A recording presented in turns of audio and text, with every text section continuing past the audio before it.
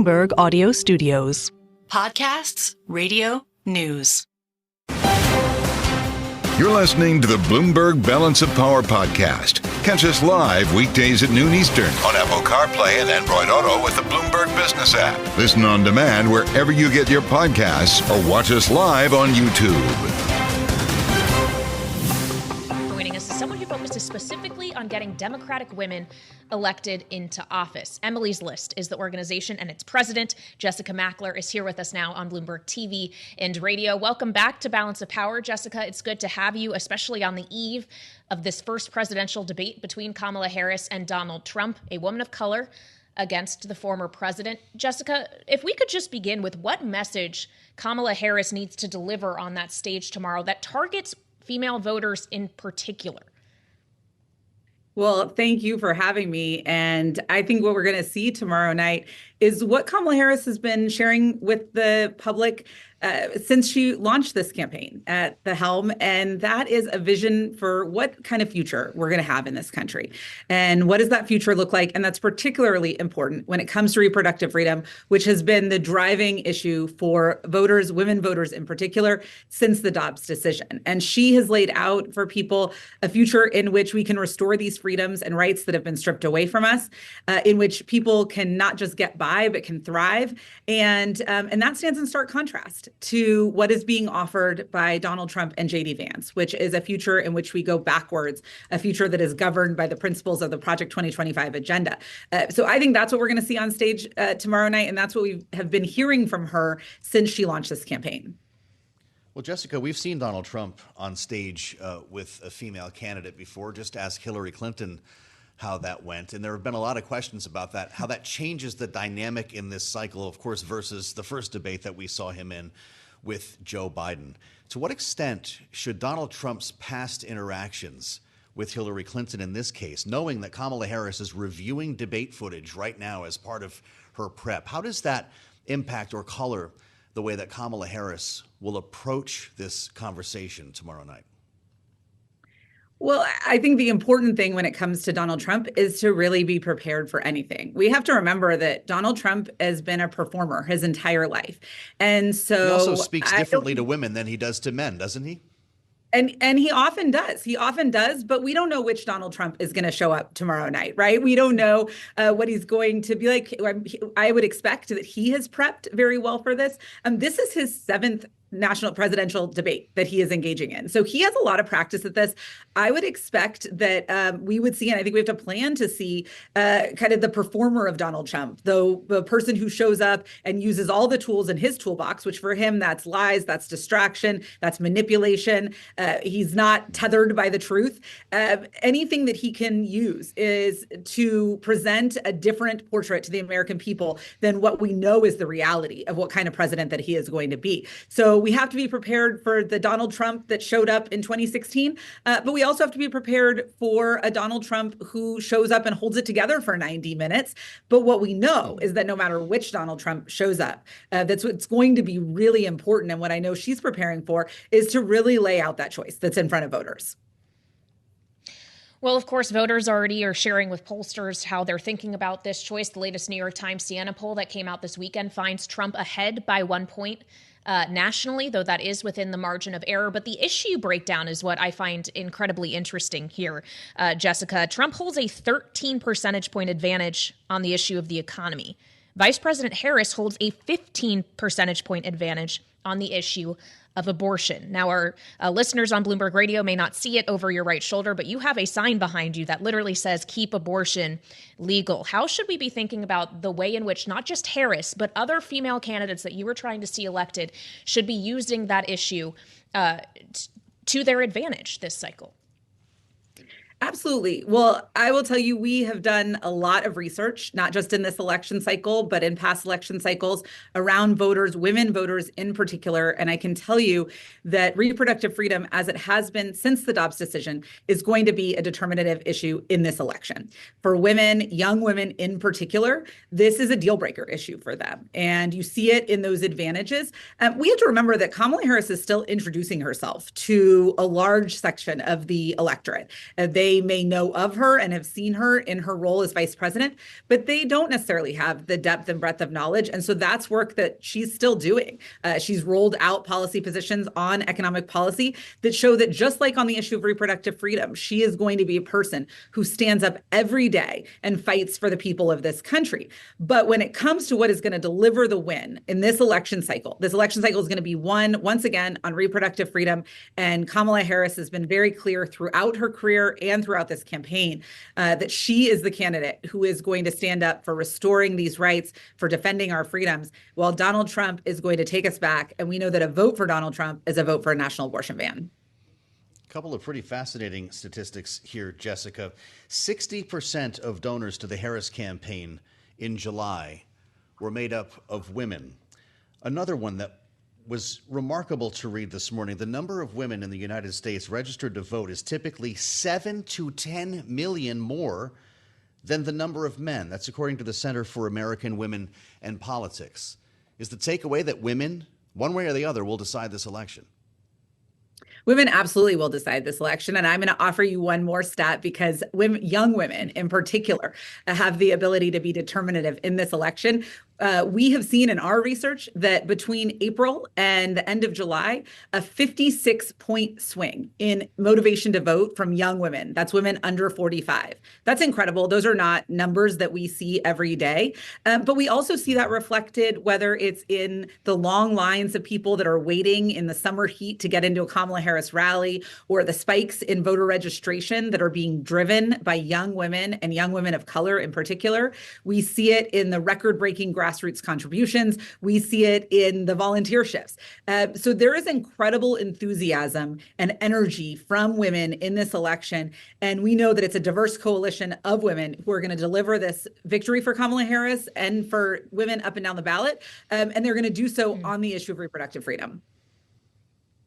Well, and so let's talk about other women down the ballot. Of course, there's a number of vulnerable incumbent Democratic senators. I could think of female ones, Tammy Baldwin, Jackie Rosen, for example. There's also women who are trying to unseat Republicans, including the challenger of Rick Scott in Florida. How are you realistically looking at the races and the way in which women could have a role in determining the ultimate balance of the Senate in particular? Like, for example, do you think that Florida race is actually winnable?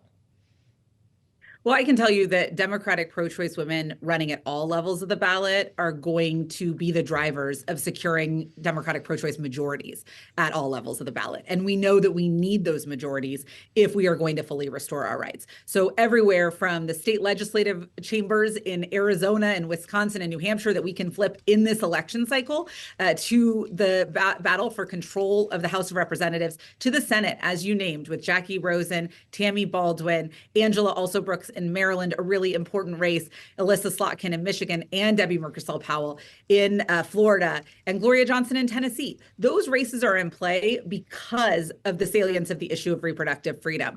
In Florida in particular, as you mentioned, we have an opportunity, voters will have an opportunity to vote on the issue of reproductive freedom and restore those rights in state law.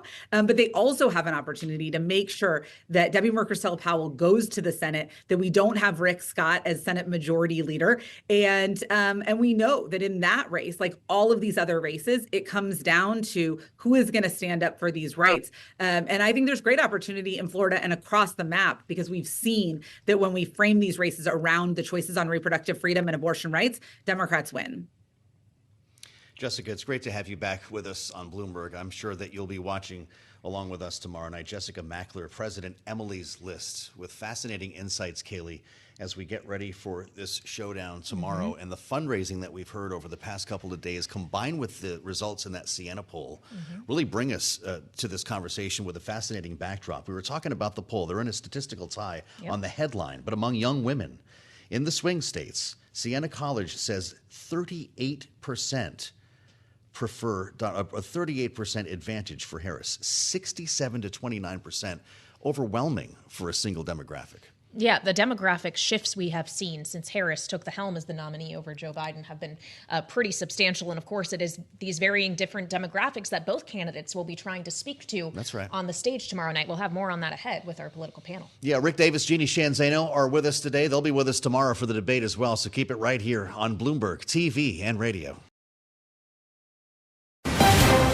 You're listening to the Bloomberg Balance of Power podcast. Catch us live weekdays at noon Eastern on Apple CarPlay and Android Auto with the Bloomberg Business app. You can also listen live on Amazon Alexa from our flagship New York station. Just say, Alexa, play Bloomberg 1130. Broadcasting live on Bloomberg Television and Radio from Washington, as we have been doing for basically the entire summer, except for the weeks that we were at the conventions. The same can't be said about working in Washington for more than 435 people on Capitol Hill who've been away for a really long time. This has been an extended August recess that Congress has been in, but today they make their return to the nation's capital. That's right. They're back. Rules Committee meeting is at 4 p.m., I think, Eastern time. Not expected to go well. Thomas Massie already says he's a no vote. This, of course, is an effort to fund the government past this month. We run out of money on September 30. So they have 3 weeks, Kailey, to come up with a plan. And you know how well that's gone the last couple of times. We bring it right up to the wire. And Mike Johnson, the speaker, wants a 6-month stopgap to kick the can. It includes something called the SAVE Act. That's a big no for Democrats because it requires essentially identification to vote. It would make it illegal for a non-citizen to vote, except as the White House points out, already is. Yeah. Got a statement from the White House today. Indeed. The administration urging House Republicans to engage in a bipartisan process to keep the government open. And yes, to your point, they point out that it is already illegal for non-citizens to vote in federal elections. It is a federal crime punishable by prison and fines. And they would veto this legislation. Of course, it's not going to make it through the Senate anyway. That's correct. And so it'll come back around, and you've seen this movie, Senate jams the House, everyone complains. Then maybe we have a deal and avoid a shutdown. That's what's happened so far, and they tend to think that an election day might be some inspiration to get this done. Let's see what the panel thinks. Rick Davis and Jeanne Zaino are with us, Bloomberg Politics contributors. Of course, Rick, a partner at Stone Court Capital. Jeanne is a political science professor at Iona University. It's great to see both of you here. There's more on this, Rick. The White House says the bill is especially irresponsible when it comes to national security. Quote, as a 6-month CR would erode our military advantage relative to the People's Republic of China, degrade readiness, fail to provide the support our troops deserve, unquote. Are we going to have a real fight here with the risk of a shutdown, or is this all bluster? You know, I think a lot of this is positioning, but look, legitimately, when you do a continuing resolution, that means last year's budget prevails. And there was a sizable increase in spending given to the Defense Department this year that they're not going to be able to touch. And so all these plans that they've been making to beef up their presence in the South China Sea and the Pacific, to be able to help fund our allies in the region, to bolster our deterrence against China toward Taiwan, all that gets put on hold. And so these things are not just congressional, machinations that, politics is the only thing at risk. These are serious setbacks for American decision making, where we can't implement the hard fought wins that these agencies get, and or the reverse is those cuts that are embedded in those annual spending bills don't get implemented if it's in a continuing resolution. So it's incapacitating the executive branch to a large degree. Well, so Jeanne, it raises the question as the prevailing wisdom here in Washington on all sides seems to be no one wants the government to shut down because it's a bad look politically when you're trying to get reelected into the House, for example. But is it not also a bad look politically to not be able to just sort out the appropriations bills as required, kicking the can down the road yet again? Is that really what voters want of their elected representatives? I don't think anybody wants any of this. And you're absolutely right, Kailey. It is bad politics. Mike Johnson knows it. Everybody knows it. You don't shut down the government. That said, our Congress has done things that are bad politics and that everybody says are just the height of craziness. So while I don't think it's going to happen, you can't say for certain at this point. And of course, this is no way to budget. And as the White House says in their statement that Joe was just reading, this is no way to run a government. You don't run from CR to CR to CR. We've got to get on both sides, not just with Republicans, on both sides, to a sound fiscal budgeting policy. Everybody knows how to do it, and yet the politics of this thing have prevented it for so long. And just as an example of that, I mean, the inclusion of the SAVE Act here is basically Mike Johnson saying to his base and to Republicans, look it, I am serving you. Please, reelect me when my vote comes up. That is a way to budget as well. We know that you can only vote in this country if you are a citizen. So why are we trying to guard against something that is already clearly illegal? Well, we're just a day out from the big presidential debate, and I do want to ask you both about news on the campaign trail. I'm sure Donald Trump will make a phone call to Michael Johnson at some point about the stopgap here, but there's a story in the Wall Street Journal, Rick. It's called Trump's Problem in Michigan, and it goes to ground in one of the most important counties in arguably the most important state in the nation here for winning the election, with some local party leaders in Macomb County, one of 4 the Trump campaign has pegged as must win. Party leaders locally are refusing to follow the Trump campaign's ground strategy, which relies on an app to identify persuadable voters. They are pledging instead to use their own tried and true system to decide which homes to visit. As a result, they've not been able to start knocking on doors. In August, they were not able to because of the disagreement. As somebody who's run a presidential campaign, Rick, what does this isolated example tell you about the greater organization? Well, this isolated example is just that in a much broader and much more systemic problem with the Michigan GOP. A couple of years ago, it was taken over by a bunch of MAGA America Firsters. This is the GOP that gave us Gerald Ford and George Romney, and had a history of domination in having Republicans occupy both the House, the Senate, and the governorship, and now they can't win a single statewide, and actually fear turning over all 3 chambers to the Democrats this year, including potentially a presidential win. So this is a fall from grace like none we've seen, and even Donald Trump has had to intercede and to try and save his own campaign there and elect Pete Hoekstra, a rhino in any other given year, to the chairmanship, which has upset his own team. So there's mass confusion. There's not a lot of money available, and volunteers are hard to get because they're fighting with each other. So I would say it could cost the Trump campaign the election in Michigan, because I would say this would at least attribute 1 or 2 percentage points to the bottom line and not being able to get out your vote. Wow. That's huge. Well, so Jeanne, does that mean Kamala Harris should double down on the ground game in Michigan, or she could divert more resources elsewhere if the Trump campaign is disorganized there? She's got a lot of resources, as we've talked about. I think she needs to double down. I think Democrats know what happened in the Midwest and the Rust Belt to Hillary Clinton. They can't risk it. And as we've seen from the polls, the New York Times, just the latest poll to show this is on a knife's edge. She does not, by any stretch of the imagination, have this thing wrapped up. She is the underdog. So double down on that and thank your lucky stars that Republicans are in disarray in Michigan, because it's a good sign for Democrats. They can fight hard there. Mostly they've got to fight really, really hard and continually in the place where she seems to be moving in now, which is Pennsylvania. All right, Jeanne, Zaino, and Rick Davis, our signature political panel. Thank you so much. We'll, of course, have more from Rick and Jeanne later on today and tomorrow as we beat the drum toward the presidential debate in which we'll see Donald Trump and Kamala Harris sharing a stage.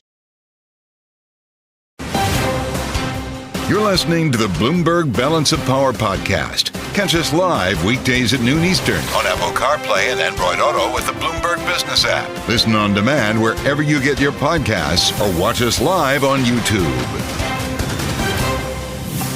Joe and I here, as we keep an eye on Washington and all of things political, are also just fascinated fascinated by these new product developments from Apple. AirPods that act as a hearing aid effectively. This feels like pretty revolutionary stuff, at least for a technology company, not a medical device company. You got the Pro AirPods with the noise canceling, right? So that becomes a feature on the standard regular AirPods.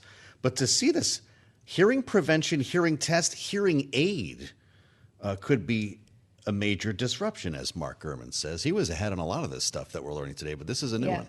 Well, and it's interesting. We have the hearing aid element of the AirPods. You have the sleep apnea element of the new watch. Already we know that Apple had been adding more and more health features to this technology, but it is interesting to see the nexus here.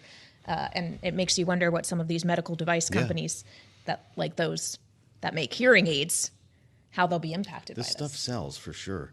Ed Ludlow's doing a great job keeping us posted on what's happening in Cupertino. We'll let you know when we learn more about AI. That was also a big part of this year with the new They just announced iPhone. that We've got this. Apple Here we go. Intelligence Look iPhone at that. 16. So they're calling it Apple Intelligence. That's pretty good branding on the AI front here, right? The question is, what will it mean for the consumer, and to what extent will these features inspire people to upgrade? They're talking about a super cycle.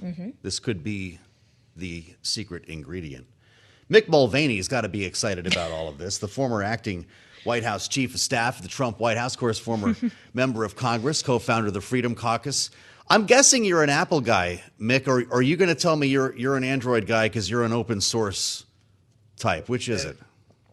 No, I'm an Apple guy. It's just easier to have everything talk to each other. I'm a little concerned about buying medical devices from a consumer products company, but I'm sure we'll figure out the way to handle that.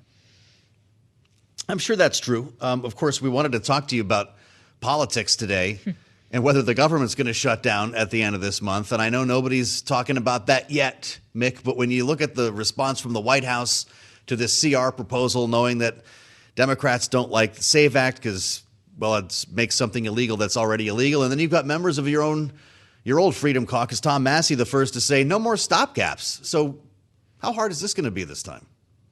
Oh, it's going to be the exact same difficulty as it is every single time we do this. I mean, I'm surprised. You know, what we could do, y'all, is just go back a year, see whatever conversation we had about the government shutdown last time, and play the exact same clips, and then we could take the rest of the afternoon off. You're going to have the Defense Department saying how bad a stopgap is. You're going to have the Democrats wailing and gnashing their teeth, saying people won't get paid and things are going to, the museums are going to close, et cetera. And the Republicans will talk about the $36 trillion debt. I guess you have to change the number because it used to only be 32 or 33 last year. So maybe we could dub that in, but it's going to be the exact same conversation. And my guess is the exact same dynamics. There'll either be a very short-term shutdown, or they'll go right up to the final moments and do some sort of short-term stopgaps. But overall, the spending is not going to change. Washington's not going to change. So until you get something dramatic, we're just going to do the same old song and dance. But this stopgap in particular isn't that short-term. Johnson wants this 6 months extension until March, when we'll have a new president and could very well have a new Congress. Mick, do you read that as a bet that Johnson wants to have this fight with a new administration, or potentially be the one to still spearhead this as House Speaker? Two things need to happen for that, right? The House Republicans need to retain the majority, and they still need to decide again that they want Mike Johnson in charge. I mean, put yourself in the Republican shoes in the House, right? We've only got one branch of government right now. We think we're going to take the Senate. We've got a 50-50 chance of taking the White House. So why cut a whole year-long deal now when you can sort of take the chance, you get past the next election and maybe get a little bit better deal? Keep in mind, they did the same thing back in 2016, thinking that if the Republicans ran the table, we'd get a great spending deal, and we didn't. We had the House, the Senate, and the White House. And the Republicans effectively did the same thing the Democrats have been doing, which is to spend a lot of money. By the way, that brings no joy to the former budget director to say that, but that's the way Washington works, especially with the 60 vote rule in the Senate. So, yeah, look, ultimately, you do what the Senate wants because the House doesn't have to be bipartisan and the Senate does. So the Senate usually gets what it wants on this, unless the House or the White House is willing to stomach a government shutdown. Donald Trump was willing to have that battle for 45 days. But my guess is that Mike Johnson doesn't have the stomach for that going into an election. And certainly the White House doesn't want to see a shutdown. Kind of interesting, Mick, to see Donald Trump warming up to cannabis over the past week or so. First, he said he would vote for this. Well, first he said he'd vote for this referendum in Florida.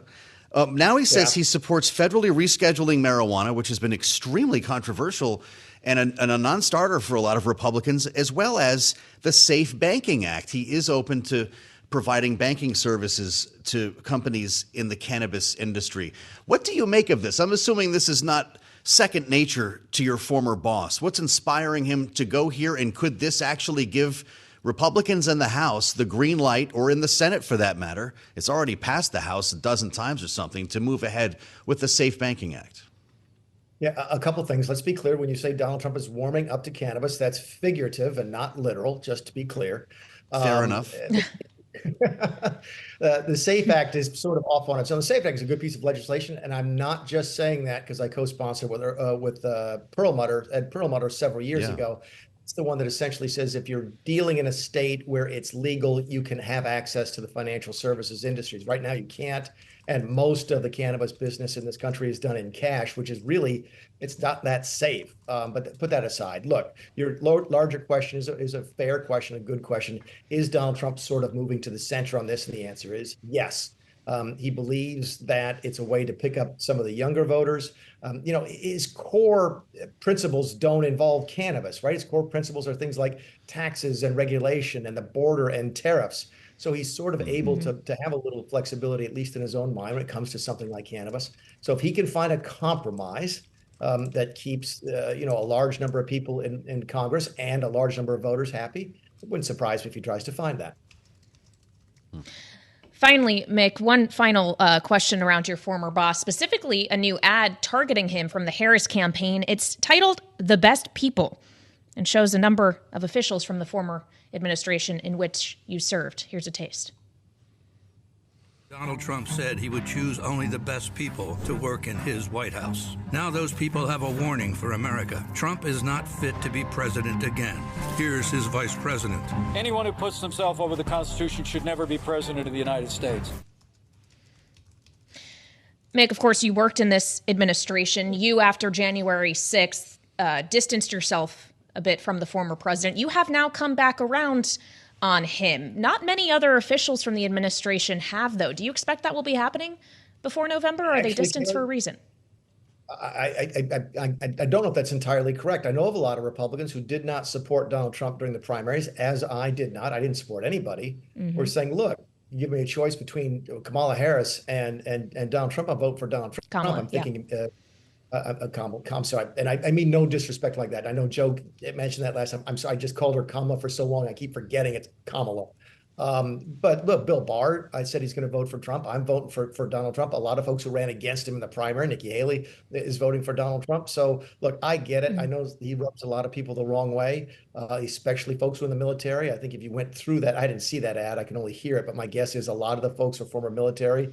And why Donald Trump thought he'd get along with folks who are lifetime military, I have no idea. But clearly, Jim Mattis, John Kelly really, really don't like the president. I get that. What I can't get, Kailey, is this whole, Dick Cheney, Liz Cheney saying they're going to actually vote for Joe Biden. That makes me wonder if they were really Republican in the first place. I can see Republicans who say, you know what, I can't bring myself to vote for Trump. But to vote for the most progressive left-wing candidate this country's ever seen before, that tells me a lot about more about the Cheneys than it does about Donald Trump. Interesting. Well, I'll be curious to hear your thoughts following the debate, Mick. Come back and talk to us soon. Mick Mulvaney with us here live on Balance of Power on Bloomberg TV and radio. Again, we will have special coverage of the debate tomorrow night. Kailey and I will be here live from Washington, along with our signature panel starting at 8 p.m. Eastern time. The governor of Connecticut, Kailey's going to be watching too, and we have an opportunity to talk to Ned Lamont right now from my former native state. Well, my former state, I guess it's still my native state, the Nutmeg State. He's speaking on behalf of the Harris-Walz campaign as a supporter. Governor Lamont, welcome back to Bloomberg TV and radio. It's good to see you. What is job number one for Kamala Harris tomorrow night, knowing these two have never met, they've never shared a stage together, never mind a political debate? Well, sometimes I think that Donald Trump is a professional debater, but I think Kamala knows how to get things done. I come out of small business. I started up a telecommunications company. I love the fact that she wants to be a champion for small business. More new business startups than ever before. Making it easier to start up a small business. Making it easier to get that first loan. Make it easier for you to get a child in daycare. Clear away some of that red tape. If she can show she's a champion for small business, she's a champion for all of us. Well, of course, small businesses, as we've seen in the last several years, Governor, have felt inflation pretty severely, both in terms of goods, of people that they need to hire. Are you concerned that some of these policies that Harris is outlining that are intended to support small business could actually be inflationary, add to the deficit, and actually ultimately have a negative economic effect? No, I think Biden-Harris has been pretty good at bringing down inflation. Obviously, we had a big spike coming out of COVID. What I worry about is Donald Trump and tariffs anywhere from 10 to 100%. Let me tell you what that would do to inflation. Let me tell you, that would be the biggest middle-class tax increase we've seen in many a year. Well, okay. And Kamala Harris has some blanks to fill in when it comes to her economic proposals. There are a lot of questions, for instance, about what her energy policy would be. We know that she no longer wants to see a ban on fracking. But Donald Trump says he wants to unlock American energy, that drill baby drill will be the centerpiece of his fight against inflation. Will Kamala Harris, for instance, bring an end to the moratorium on LNG exports? Can she make some news there tomorrow that might bring some sunlight between herself and Joe Biden? Well, I don't want to get ahead of what the vice president is going to say tomorrow. I can tell you under Biden-Harris, there's been more new energy production and that we are producing more energy than ever before. And I think they're doing it cautiously. They're trying to preserve our open spaces as best as we can. I come from a state, Connecticut, where we got to bring in more energy resources to bring down the price of electricity. So I very much look forward to working with President Harris on that. Well, Governor, I'm sure you've seen the new New York Times Siena poll that finds Trump 1 point ahead of her nationally within the margin of error, but it also finds that 47% of those surveyed likely voters view Vice President Harris as too liberal. How can she correct that thinking? Look, it's going to be a dead heat, this race, so that's why every vote matters so much. Look, I think they will try and portray her as very liberal. He'll come back and say, I was a tough prosecutor. I put criminals behind bars. I'm a champion for small business. Donald Trump is a champion for big business and crony capitalism. I think she'll have to stay on offense to say she believes in the same American dream you do. Governor, I grew up in a small town in Northeast Connecticut that was a big manufacturing hub in the olden days. All of the factories there closed when I was growing up, and they all became antique stores. What will Kamala Harris do to bring manufacturing back to America? What town was that? We got to do better. I will tell you, Joe, that we have more manufacturing going on in this state than we have in a generation. A lot of that is defense related. A lot of that is new startups. Manufacturing is onshoring over the last 5 years. As it becomes more capital intensive, the quality of your workforce able to work with this computerized equipment is very important. And I think that's why you see manufacturing a big piece of our state in the future. The beautiful city of Putnam, Connecticut, Kailey. The quiet corner, they call it. All right. I've never been. You're listening to the Bloomberg Balance of Power podcast. Catch us live weekdays at noon Eastern on Apple CarPlay and Android Auto with the Bloomberg Business app. You can also listen live on Amazon Alexa from our flagship New York station. Just say, Alexa, play Bloomberg 1130. The 9th day of the 9th month, and that means we have 57 days to the election. We are now on fast forward. Remember, we talked about the sprint coming out of Labor Day? Here it is. With the candidates hunkered down today ahead of the big debate tomorrow night. If you haven't heard me say this, special coverage here on Bloomberg. Tomorrow night starts 8 p.m. Eastern time. Myself, Kailey, Leinz, Rick, and Jeanne will be with us. And we'll go through it all together with Donald Trump and Kamala Harris, their first and maybe only debate of the cycle. In fact, they have never met before. And it's going to be interesting to see what we get here. She's in Pittsburgh still for debate prep, where she's been since Thursday, and will travel to Philadelphia, we're told, late afternoon. So she wakes up in the city tomorrow where the fight will be had. Of course, Donald Trump preparing in his own way as Congress returns to Washington. You can feel it in the air. This will be the last less than or sub-hour-long commute I figure I'll have to work today for a minute. After 6 weeks of summer recess, I think that's more than my kid got from school. Lawmakers coming back today, and they have to figure out how to fund the government. We're going to talk a lot more about this coming up. Big Rules Committee meeting tonight will give us a sense of whether this sees the light of day. By the way, it probably won't. Now, one of the other big events happening on Capitol Hill and today in Washington as lawmakers return is the release of this investigative report on the U.S. withdrawal from Afghanistan. This is coming from the Republican-led House, and it brings us to the story here on the terminal. Dan Flatley, Tony Capaccio sharing the byline. Republicans accuse Biden team of lying about Afghanistan pullout. Dan Flatley is with us right now from Bloomberg's national security team. It's good to see you, Dan. You saw this report coming. Did we learn anything new? We didn't learn a whole heck of a lot new. I mean, this withdrawal has been litigated, reported on for the last 3 years since it actually happened. But what we did see is basically a portrait painted by the House GOP or the House Foreign Affairs Committee under Chairman Michael McCall of Texas, of an administration that was just sort of so concerned about the public perceptions of how all this was going down that they really hid information from the public, and they tried to make it appear as though everything was proceeding as normal until it wasn't. So the administration has commented on this in the past. There was a State Department report separate from the administration comment that did find fault with both Trump and Biden administrations on this. But what we see now is a little bit more detail in terms of the timeline, who knew what, when they knew it, and how that was all communicated to the public. This seems to be in part about focusing or even refocusing blame with more than 230 references to the Biden-Harris administration. They do not draw any lines directly to Kamala Harris, which I find no evidence that she was directly involved in planning or executing the plan. Gregory Meeks, the ranking member on that committee, calls this a partisan report. So we should qualify this, I guess, as a Republican product. Is that so? The interviews that were conducted that formed the basis for this report were both parties were present. So there was somebody from the Republican, staff there, somebody from the Democratic staff there. But the report itself was the product basically of the GOP led staff. And it wasn't shown in its entirety to the Democrats until the report was released publicly sometime last night, today. So obviously Meeks has his point of view. He feels that this was a partisan effort to tie this to the Biden-Harris, particularly administration. And the House GOP folks say that they're just following the administration's own messaging, that the administration is now really referring to itself as the Biden-Harris administration.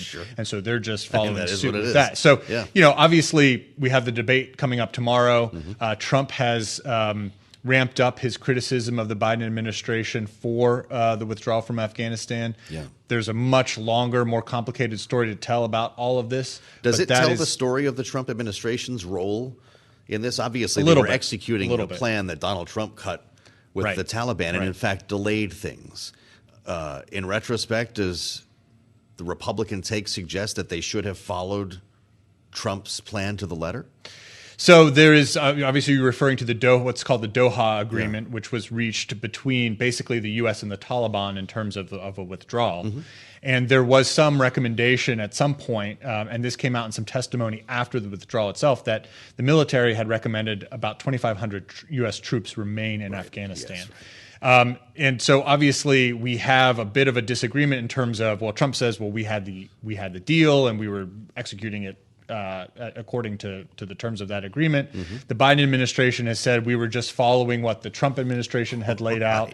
But there was some dissension both within the military and potentially, as we've seen, unclear exactly who was talking about this within the State Department about we may need to for this to proceed even more slowly because of some of the security situation on the ground. Where this gets a little bit more complicated is, well, how long could the U.S. have stayed in Afghanistan? I mean, we were there for 20 years. Right. Were we prepared to stay another 5, 6, 7, 8, 9, 10 years or even longer? You talk to Republicans on the Hill. Some folks feel that we should have stayed basically indefinitely, that we could have maintained a small security presence there for a long time. Others feel differently. But I think one of the things that this report emphasizes is that President Joe Biden really felt that it was necessary to get out and to get out quickly. Well, this is a really important conversation. It's not something you can fit on a bumper sticker. It's not that headlineable, even though you will hear headlines about this constantly. We wanted to dig into the matter a bit, remembering, of course, that on this program, retired General Ken McKenzie, who was CENTCOM commander at the time, says both administrations deserve blame for those 13 deaths. Dan, it's great to have you back. Thank you for putting the time into reporting on this. Dan Flatley from our national security team here at Bloomberg. I'm Joe Mathieu in Washington with a lot more to talk about here as lawmakers get back to town. Lisa Camooso Miller spent enough years in the Speaker's office to know just what the mood must be like on Capitol Hill with all the jets coming in, lawmakers showing up, becoming reunited with the staff. They've been gone 6 weeks, and there's a clock ticking already on a potential government shutdown. We run out of money on September 30. And by the way, no one's saying that we're going to shut down. The countdown clocks are not up yet. But we don't have a lot of time to figure this out, just 3 weeks.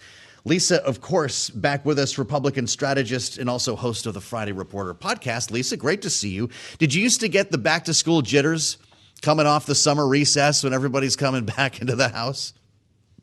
Joe, the one thing about summer recess is that it's kind of a mirage in Washington. Like, we all talk about it as if members are coming back, but they really are busy at home. I mean, they do call it a district work period for a reason.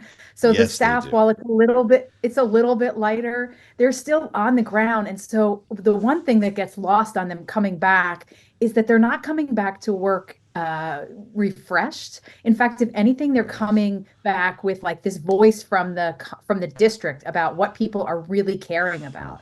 And so they're energized in a way that's a little bit different. But yes, there is a bit of a back to school feel for certain.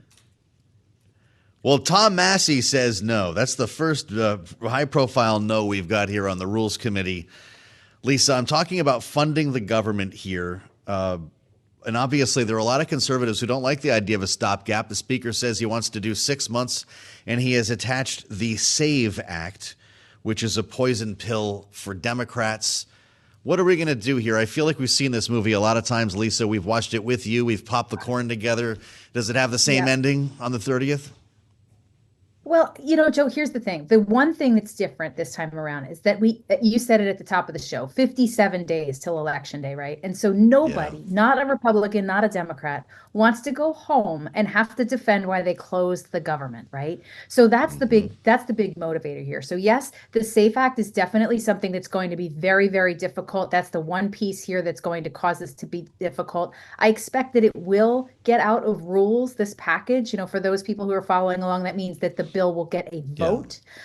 But I think a lot of people are still there. The Senate is upset about that. And there's a lot of people, even moderates in the Republican side, that are upset about the fact that we're not going to address concerns about issues like telehealth and other things that make access to healthcare easier for people. And so that's the one thing that if we don't get this right, and if we don't figure out how to thread the needle, and by we, I mean the U.S. government and the Congress themselves, then they're going to have to answer for that at home and in the ballots, right? And in the election results. And so this, to me, is the kind of day where everyone is very busy. The Speaker is trying to deliver on. Don't forget, Joe, it wasn't that long ago that the House Republicans had this whole big switch up where they put somebody else in the job. And so if you're the new Speaker, and it's not really that new, but if you're him, you want to be able to deliver on something to show that we can govern, that the Republican Party and the House Republicans can govern. And that way they can go home to their district and they can show that they can be successful and show that they are worthy of being returned not only to a majority, but a bigger majority so that they can do more. Okay, so let's think about the way this will go in the next couple of weeks, Lisa, knowing, of course, yes, lawmakers want to get home to campaign. This is it. The window's closing. So let's close our eyes a little bit here and think about the next couple. I'm closing my eyes on YouTube. they get this done somehow, according to what you're saying, Lisa. Maybe they find a way to get this out of rules. They get a vote. It passes the House with the SAFE Act. This is the bill that requires proof of citizenship to register to vote. All right, sorry, I have to close my eyes again. It goes to the Senate. They hate that. They take that out. They vote on it without the SAFE Act. It comes back to the House. And then we spend a week banging our heads against the wall, knowing all the time that it will actually end up passing so they can go home. So what form does it take? Is it a 6-month stopgap by the time this is done?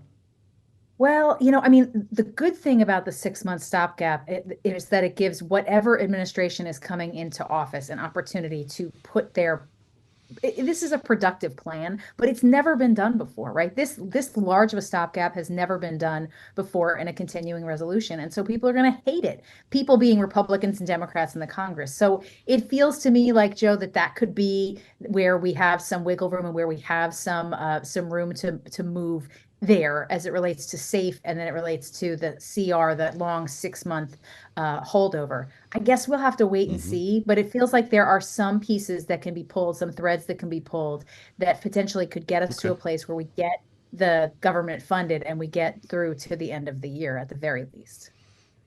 Producer CC warns, if you're listening in the car, please do not close your eyes. I didn't mean to do that to you. Lisa, enter the Gold Star families. We've been talking about Afghanistan, and I find this timing really interesting here because tomorrow, now that this Afghanistan withdrawal report is out, Senate Majority Leader Chuck Schumer, Minority Leader Hakeem Jeffries will attend a congressional gold medal ceremony honoring the 13 service members who died. The speaker invited them, and these will be the most senior Democratic officials to be with these families since Joe Biden attended the dignified transfer shortly after their deaths. These are going to be very difficult optics. It comes after this very difficult view on things in the committee's report today. To what extent is the House majority investing itself in this presidential campaign to cast blame on Joe Biden, on Kamala Harris, or is there something else at hand?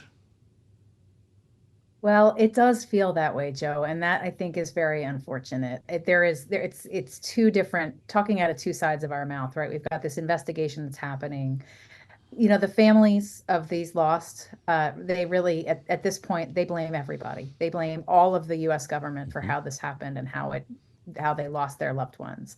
And so setting aside the politics of all of this, we really need to also honor those who kept us safe, who did what they were there to do in a way that is so incredibly honorable and appreciated in beyond politics. Set all of that aside.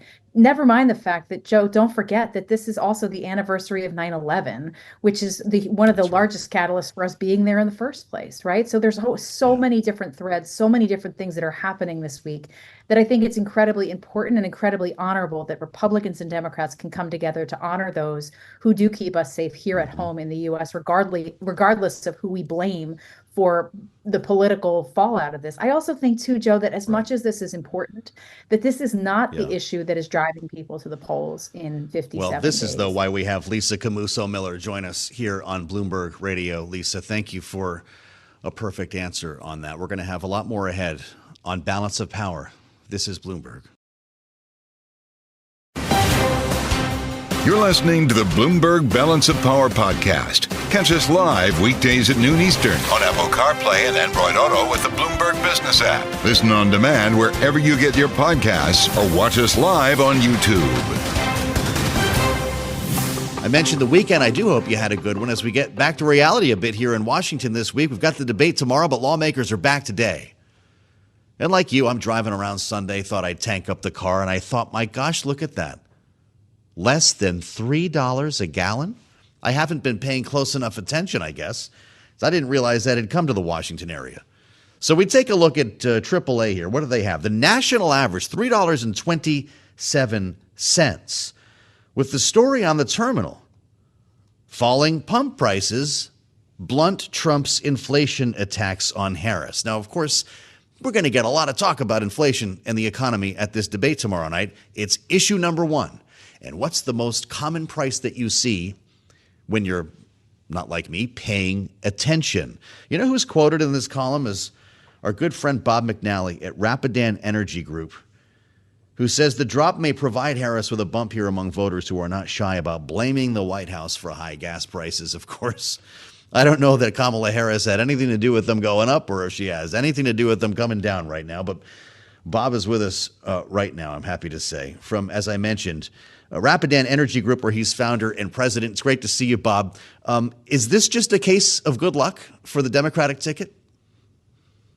Hey, Joe. It is. When you're going into a tough election and you're the incumbent, you want to have gasoline prices at least off the radar screen. I think there are two modes for gasoline prices in our country. Ignorance, like who cares, and then panic and terror and anger, and they don't want that. And that's where we were 2 years ago when we had record high pump prices, the average of $5 a gallon after Russia invaded Ukraine. So that's kind of a fresh memory.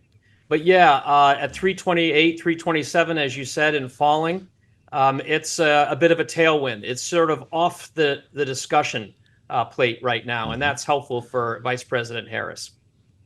Well, we'll throw another number in there. Right now, it's 68.67. That's a barrel of crude, West Texas Intermediate. Bob, the reason, and you can speak to this much more eloquently than I as a world-class analyst, but is this not reflecting the expectation for lower demand and an economic slowdown? And this is a blessing until it's a curse, right?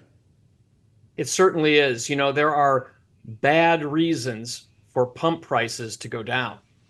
You don't want to see lower oil prices that reflect weakening demand, weakening economic activity, Joe, as you mentioned. And the main concern here is China, the big importer, the growing, eventually will be the biggest consumer. And China's Bloomberg's reporting, whether it's deflation, slowdown in growth, it's pretty awful. And now they are stockpiling. They're sucking in a lot of crude and putting it into storage for their SPR. That's helping a little bit. But China's slowing, economic activity is weak, therefore demand is down. That's why some of those OPEC Plus members had to postpone their plans to gradually increase production starting next month. So the world is adjusting to a weaker economic environment. And that's why oil prices are falling, but that's not the reason you want oil prices to fall. Boy, isn't that right? As we spend time with Bob McNally, who before his time here in the oil sector and running his own company was in fact an energy advisor at the White House in the George W. Bush administration. Politics are huge, Bob, right now. That's why we're talking about this. And I wonder what you're going to be listening for in this debate tomorrow night. And when you squint your eyes a little bit and you look at the plans that have been put forth here from both sides, I know that they are lacking details when it comes to energy. Donald Trump says drill, baby, drill, and it'll be the centerpiece of his fight against inflation.